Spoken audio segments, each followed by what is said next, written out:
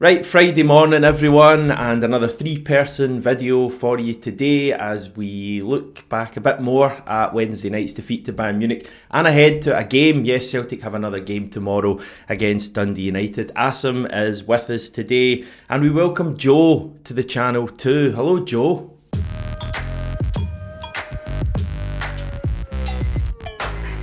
Hi there, how's it going? It's good to have you on. Now, people might know your face from the Celtic way, where you were up until recently. You also worked in the media department at Celtic as well.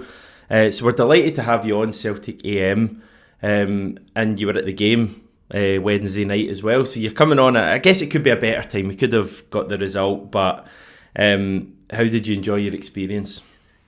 Yeah, it was an evening of mixed emotions. I think seems to be the consensus, and it's good to have a little bit of time away from it now to kind of take a step back and absorb it, and safe in the knowledge that the tie's still alive, but it's a massive task, isn't it? I was kind of weighing up in the way in, like what what constitutes a good result, and I think I'd kind of come to terms with a draw would have been a fantastic result for all we wanted to get a win.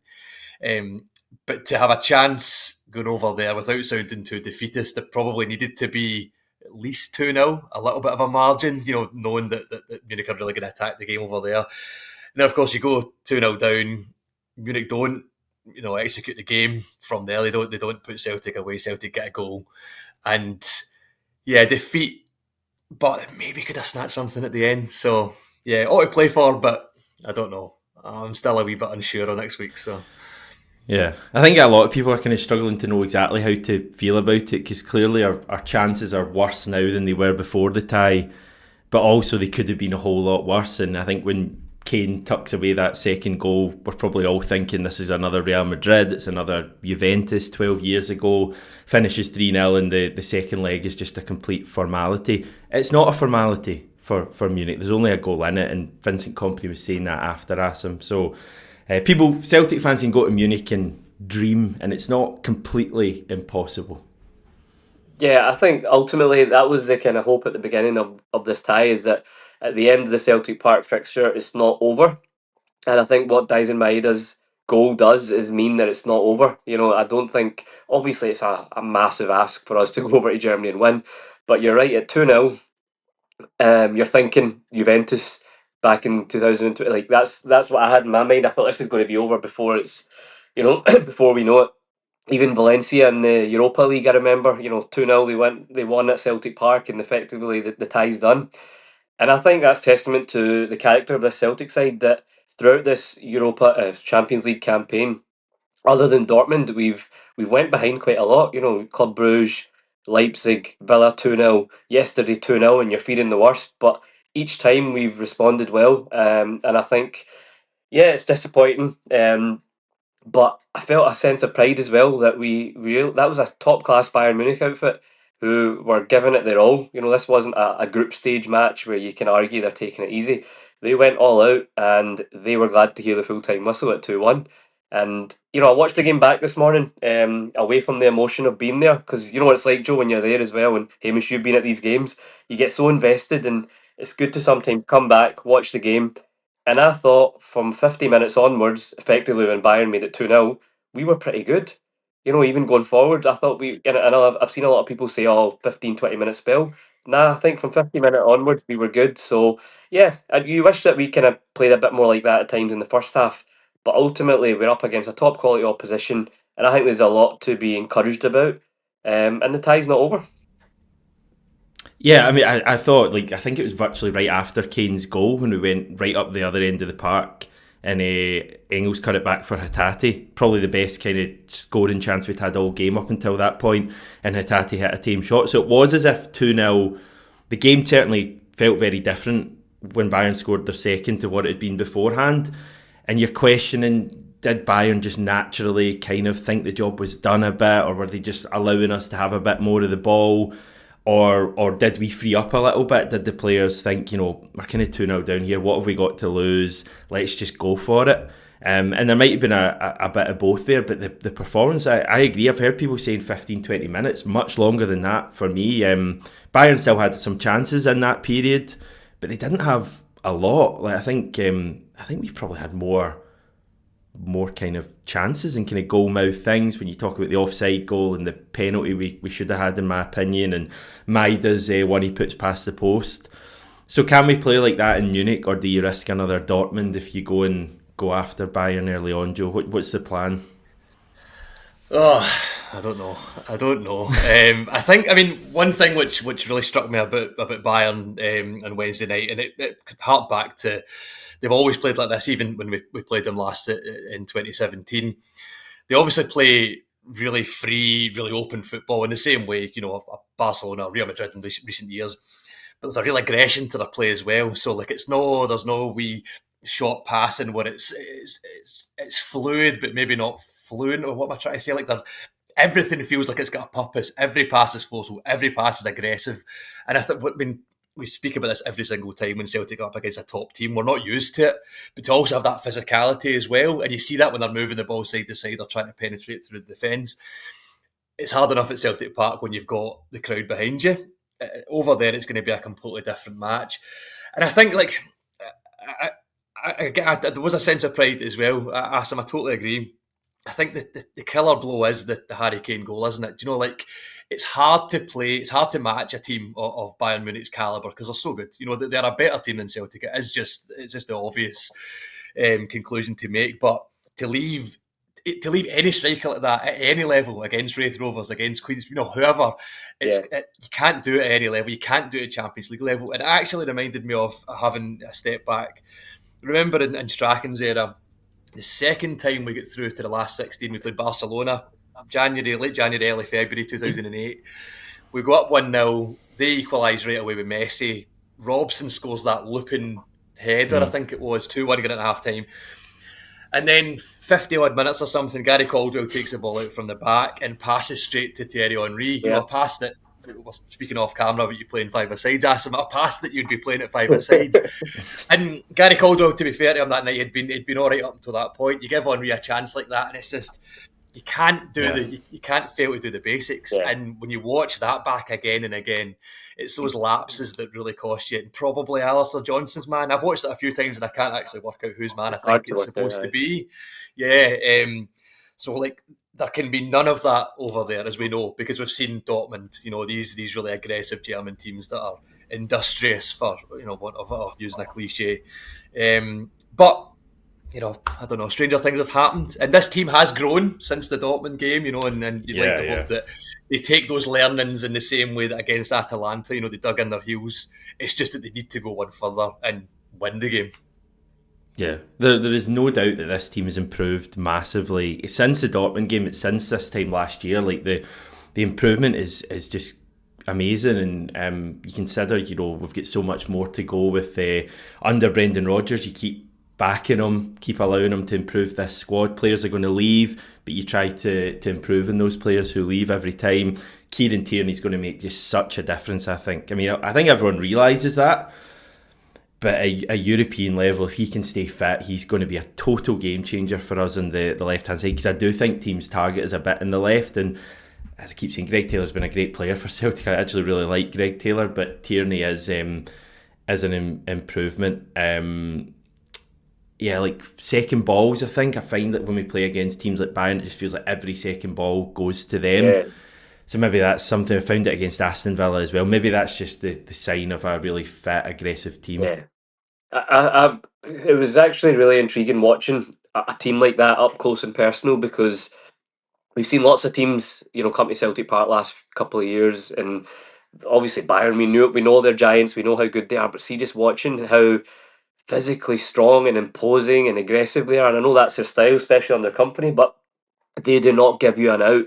Like, every time the ball goes to our centre-backs or full-backs, they're on you. Their speed of thought on the ball. And I was watching it thinking, like, how can we kind of improve or combat this? And my one frustration in the first half was they play such a high line that we didn't kind of try and get them turned enough. And you've seen that in the second half when Maeda went up top. That's what we started doing, and that's what they struggled with. And then, it takes me back to the end of the transfer window when everyone said, doesn't matter who you would have bought, it's not going to make much difference against this kind of, side.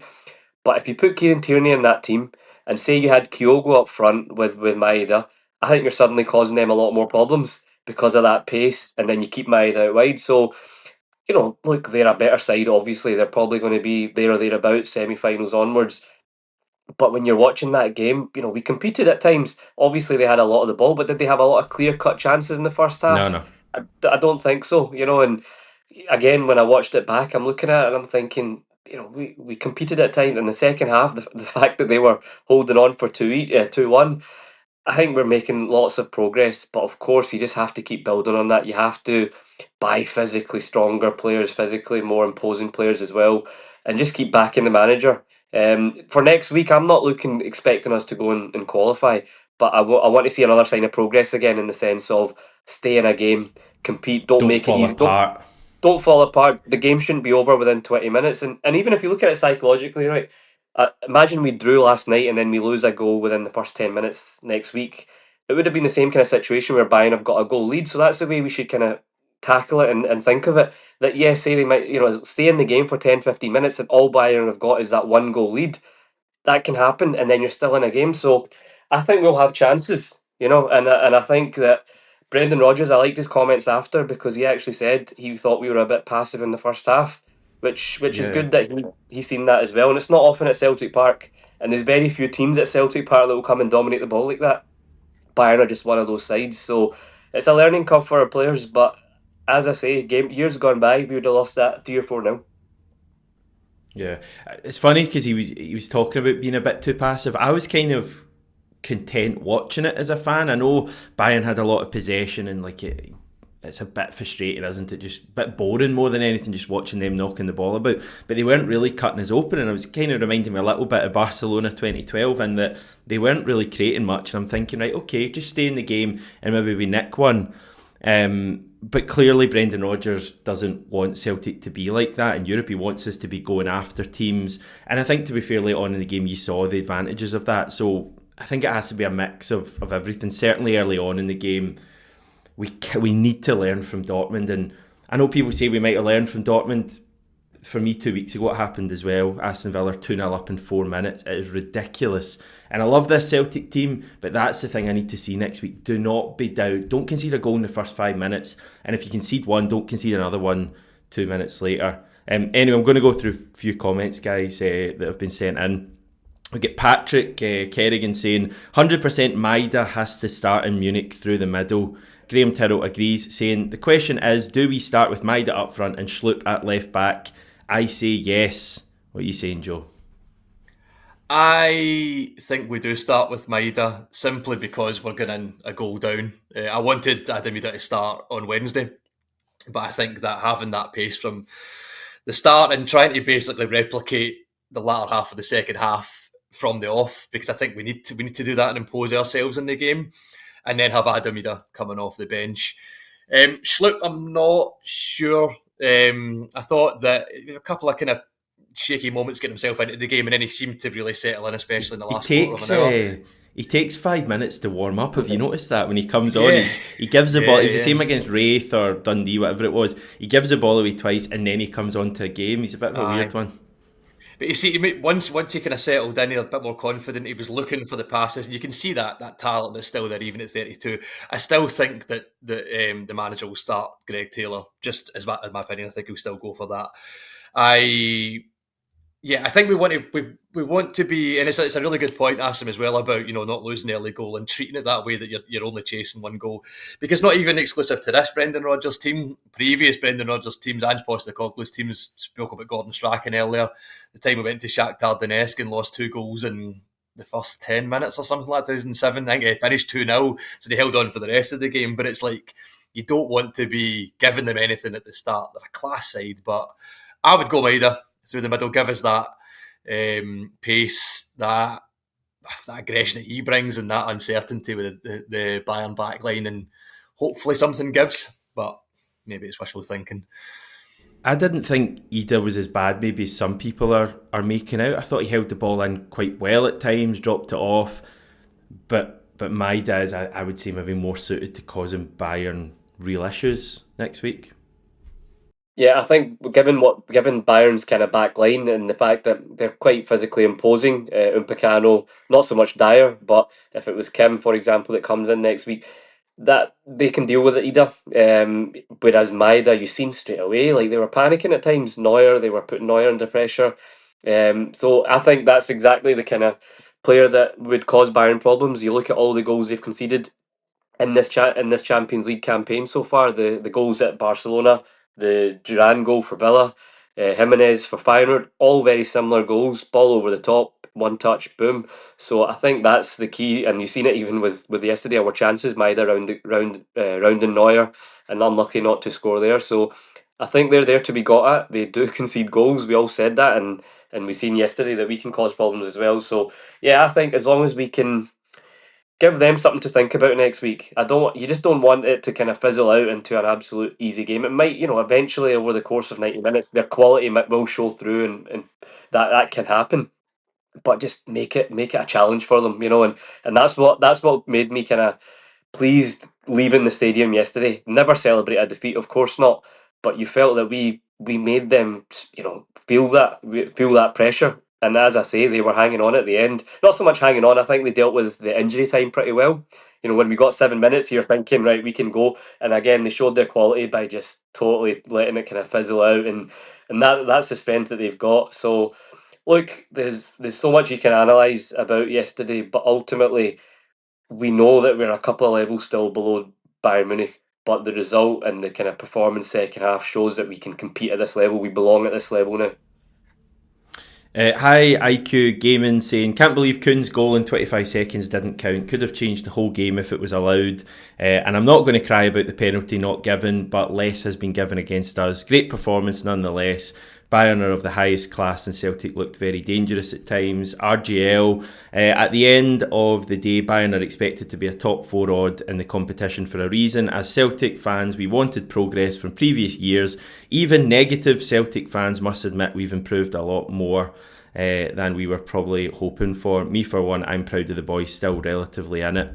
That was a gutter, that goal being disallowed. There's a video going about one of the Bayern fans vlogging, and you see Celtic Park going mad, and God, it's just harsh, isn't it? But it is offside, so yeah, it's cruel because and I'm up the same end as you were in your different seat last night or on Wednesday night. Asim, I couldn't see Adamida coming across Neuer, Yeah. but it did feel like, because you're caught up in the euphoria. I'm southwest corner, so I'm right down the line. I can see the linesman. Flag stayed down it was originally. well late, Um, wasn't it? yeah, and then obviously they play the start of the Pogues Yeah. over the PA, and then they cut it short because they realised that it's been flagged. And I did think there was a part of me thought Neuer did seem to take a while to go down. I've watched it back and it is offside. It is offside. Yeah. However, I still think that if Adamida's not there, Neuer might not have got down to it. And it's all ifs and buts. I think that it was a well executed shot as he's come in, as we've seen him do so many times, not least against Leipzig. Over the course, it's cruel because you don't get that goal. The crowd goes up, and then there's that inevitable maybe minute or two afterwards where there is that deflation, and you could kind of feel that about the stadium, inside the stadium. Of course, you lose a goal right before half time. Greg Taylor probably could have done better, or maybe he couldn't, and maybe that's the issue. Do you know what I mean? Maybe it's just a fantastic goal, and that's Kieran Tierney might whatever. But you lose it right before half time. That's the main thing. And then, of course, Harry Kane's goal comes not long after half time as well. And I think it was a penalty. I've watched it a few times back, and I disagree that I know he gets the ball, but I thought it was a penalty. So just you don't want to dwell on the ifs and buts, but it felt like one of those nights where just Yeah. Yeah. things didn't fall into place. And so I suppose that makes a 2-1 defeat. You're right, Asim. You don't want to celebrate a defeat, but in context with a step back, maybe we achieved more than we've actually Yeah. given ourselves credit for. I thought the referee was pretty poor all night, to be fair, in terms of just even 50-50s and small decisions. Yeah. But it's mad because you look at that start, you couldn't have dreamed a more perfect start, in terms of even the 25 goal was seconds or something, wasn't like the it? Yeah. goal was brilliant as well. 1-2 passes, Engels does brilliantly, lets it run across him. I think that's all got lost in the fact that it's obviously disallowed, but it was a quality goal. And then Kuhn, got back against his former club. It was just euphoria, literally euphoria. And then I think that inevitably then flattened the crowd a bit. Whereas maybe if that hadn't happened, the crowd kind of just would have. But we didn't. We didn't. Bayern then kind of took full control for the next wee spell, and then just the timing of the goals, literally 8 seconds before half time. You speak about Greg Taylor. Look, I don't want to kind of single him out in isolation. That can happen to anyone. That kind of goal, but it does feel like a lot of sides do target that left hand side. And I don't think that particular goal was Greg Taylor's fault. He kind of. Elise is just a very, very good player, right? And he can do that to anyone, but it just feels like that left side often is targeted. Um, would they target Kieran Tierney, for example, in the same way, knowing he's got a recovery pace and he's a bit more physically imposing like that? And then the second goal is the worst part of it, because that there's no excuse for that. To lose that kind of goal, basic not marking Harry Kane, that was the disappointment there. I think for me, more than the defending is a big part of it at left back, but I think it's the ball possession, like Tierney when we've got him like carrying the ball. Taylor does some things really well, but he's not like a runner in terms of like with the ball. He knocks it off and maybe gets it back, whereas Tierney can just drive up the wing. I just think at that level, having someone like that can basically do what Johnson does, although I guess slightly different. I can't wait for next season to have Tierney there. I think it's going to be massive for us. Right, 3 last comments. Mr. C, short of any kind of result, I thought we were really decent. Bayern, I'm sure, had other gears. The difference really is starkly visible at this stage. Yeah, you're playing again. You're playing in a knockout round of the Champions League. As you said earlier, Asim, this is not the Europa League where you get some big names, but they maybe don't take it quite seriously. Or even the league phase where teams can go through the motions slightly. This is like proper hard football. And can I just make one other point though as well? I was watching the other kind of playoff game or highlights of the other playoff games, and I think it's fair to say that maybe other than Bayern and Real, you'd fancy us against but like you'd fancy us against any other side at Celtic Park, and they wouldn't have as much of the ball and it'd be a bit more of an end-to-end game. It's just very unfortunate that we got probably the pairing that was just a bit beyond us. Any of the other pairings and you'd feel that we could have, even with last night's kind of performance, you're like, we can really compete at this level now, barring maybe 3 or 4 of the elite clubs that just have too much. Yeah, and on a similar note, Michael Flannery, shame they don't do the drop into Europa League thing anymore. We could do well in that. That is a bit of a sad thought. Maybe we just scrap the qualifying next year. We'll just let... I was looking at the teams actually. I'll stick it on screen for people watching. I think Slovan Bratislava were one of the teams. There's a few other sides were likely to be seeded for the one round of qualifying next year if we win the league. So that's all good. But I agree, Europa League, I'd love a crack at that. But guess we can't do that. Sugarman, we stood off them and showed Bayern far too much respect, but can't criticise too much as we were playing a technically superior side. A bit more belief in ourselves and we could have got a positive result, as they are not great defending their own goal. The goals we lost were so frustrating, with both from our own doing. Yeah, that was a big frustration last night. Okay, we've got a game tomorrow, guys. Dundee United. It's not quite as glamorous, but they're going well this season. Chance to go 16 points clear at the top. Rangers have Hearts away on Sunday as well, and we know what that means. Crack your own patter in there, guys. Hearts still somehow not managing to get a result. I would make big changes for tomorrow. I don't know if you agree. This is the team I've got. Schmeichel, Ralston, Trusty, Scales, Schlupp, McGregor, McCowan, maybe Bernardo if he's fit. If not, someone else. And then Yang, Ida, Jota. Would you rest more? Would you go stronger than that, Joe? I think that seems like a good shout. I think the only other one for me is to give everybody a full rest. I thought Schmeichel was especially those saves he made in the first half. I don't think he'll drop the goalkeeper, but I didn't think he would drop him against Wraith last week, and Sinazala looked fine. And maybe it's using the full strength of the squad, like the manager keeps saying, but. No, I think looking at the kind of broader picture, going back to domestic football after that, you'd like to hope that maybe take the rest day or the recovery day on Thursday rather, and then Friday back in with. I think there'll probably be a good atmosphere around Lennoxtown, and despite the defeat, ready to go again, and obviously that kind of carrot dangling to go 16 points. It's a beautiful position to be in, and we can't slip up or take our foot off the gas. But almost going through the motions in the league now because it's so comfortable, which is it's to be going from I suppose the reason I'm saying that is I'm being a little bit flippant, but you could be going from these games, against Bayern Munich, and then really have to go again because there's only 3 points in it in the league. So it's nice to be able to go and even talk about how many wholesale changes in the starting 11. But I fully expect Celtic, no matter what team they field, to be looking at that 16 margin. Yeah, because there's players there that can come in and you'd be excited to see. Look, McCowan back in, he doesn't seem to be getting any game time in the Champions League. Yeah. Yang looked really good on Wednesday night, so you bring him back in. Schlupp, yeah. Yeah, I think Yang's came on a couple of times in the Champions League and almost played with without the fear that he seems to have when there's more expectancy in domestic games, or teams are sitting off a bit more and it's requires a bit more kind of invention, and he struggles with that where it's a bit more off the cuff, and he thrived on that last night. But yeah, I'd like to see him start. I do think we need to freshen it up because that's there's a lot of mental exhaustion as well from that kind of game, especially when you're so much without the ball. So I just think that a lot of those players will need to rest up, recover, and it's a good opportunity for the likes of McCowan to try and stake a claim. Bernardo wasn't in the squad yesterday, so I'd imagine he's pretty, not ready for this one. But yeah, definitely would make those other changes. Give Jota a start as well, probably. It's very difficult though as well. Just to kind of touch on the kind of Champions League thing there.